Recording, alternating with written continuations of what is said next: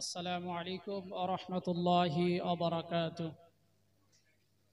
नहमदुहु व नुसल्ली अला रसूलिहिल करीम, अम्मा बाद। फ़अऊज़ु बिल्लाहि मिनश शैतानिर रजीम। बिस्मिल्लाहिर रहमानिर रहीम। या अय्युहन नासु इत्तक़ू रब्बकुमुल्लज़ी ख़लक़कुम मिन नफ्सिन वाहिदा। सदक़ल्लाहुल अज़ीम। Admirable and respectable audience present here, first I convey my earnest regard to all of you.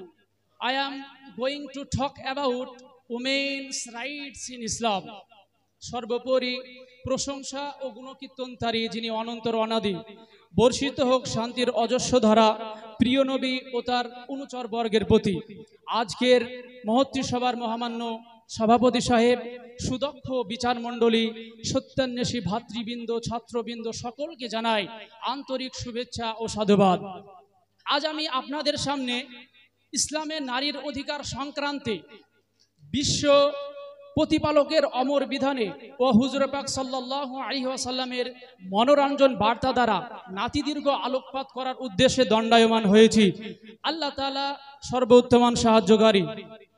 শ্রদ্ধেয় শ্রোতামণ্ডলী, বিশ্ব স্রষ্টার অবতীর্ণ ঐশী বিধানকে বিকৃত করে 4 শতাব্দীতে নারী জাতির অধিকার ছিনিয়ে নিয়ে নিমজ্জিত করেছিল মৃত্যুর ঘাটে। তখন আরব দুনিয়ায় ছিল নারী জাতির করুণ পরিস্থিতি। শিশুকন্যা জন্মগ্রহণ করলে তাকে অশুভ ও অমঙ্গলজনক বলে মনে করা হতো এবং তাদেরকে জীবিত পতিত করা হতো। ইউনানে নারী জাতিকে শয়তানের বিটি, নিকৃষ্ট, নগণ্য, জঘন্য ব্যক্তি বলে মনে করত এবং তাদেরকে দাস দাসী ও পশু পাখির মতো হাটে বাজারে ক্রয় বিক্রয় করা হতো। রোমে নারী জাতির অতটুকুই অধিকার ছিল যতটুকু একটি জন্তু জানোয়ারের ছিল এবং তাদেরকে অবুঝ ও অজ্ঞ বলে মনে করা হতো।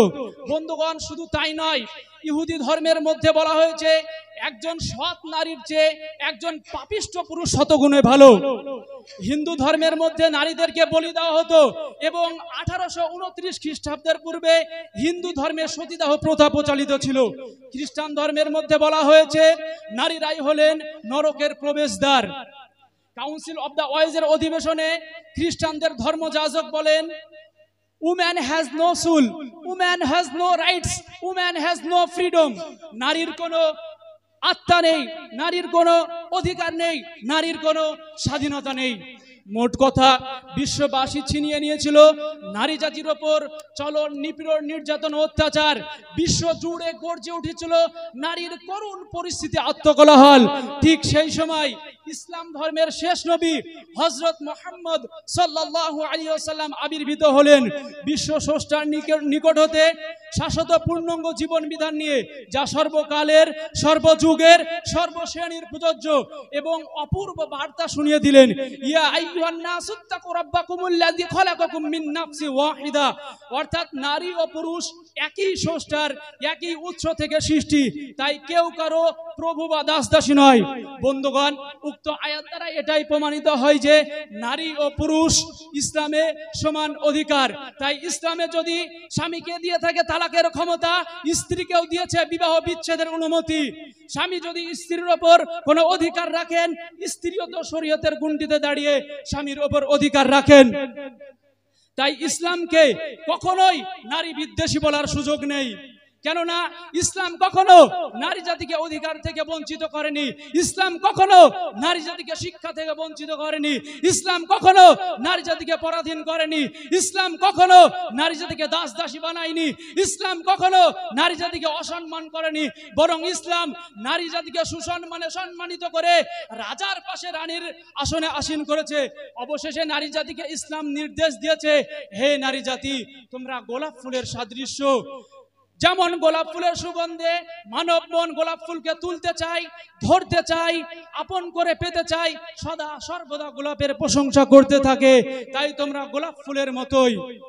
সুতরাং তোমরা গোলাপ ফুলের পাপড়িতে আবদ্ধ হয়ে থেকো, বের হয়েও না।